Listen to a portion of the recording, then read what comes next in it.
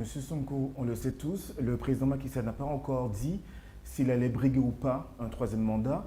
Et pourtant, on sent de la méfiance, même de l'anxiété au sein de l'opposition. Que craignez-vous exactement? Le débat n'est pas qu'est-ce que Macky Sall va dire. Macky Sall n'est qu'un citoyen parmi 17 millions de Sénégalais.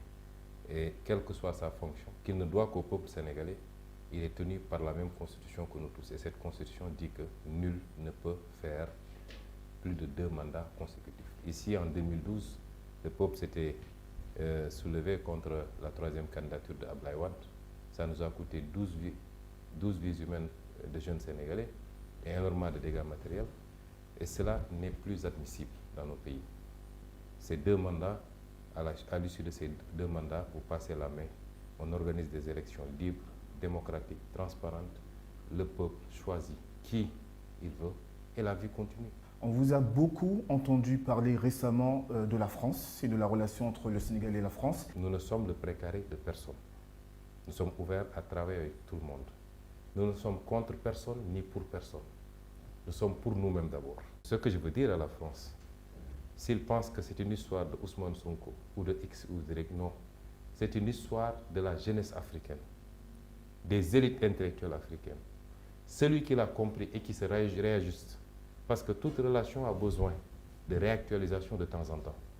Donc il faut réactualiser la relation. Il faut réactualiser la relation. Il faut la redémarrer. Et si la France l'a compris, il y a de très belles perspectives entre nous et la France.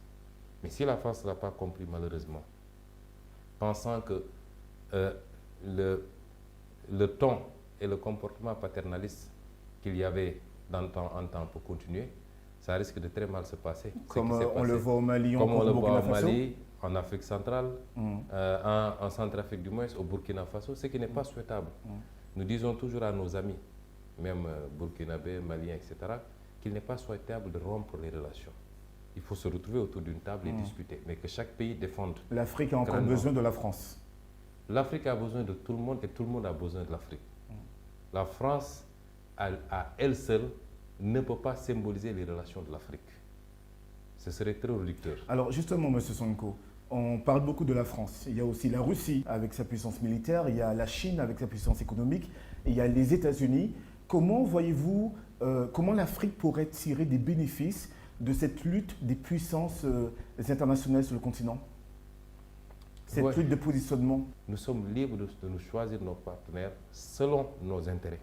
Et sous cet angle-là, évidemment, si on considère qu'on peut bien négocier avec les États-Unis, avec la Grande-Bretagne, avec l'Union européenne, avec la Chine ou avec la Russie. AN Teranga TV, la télévision 100% Teranga.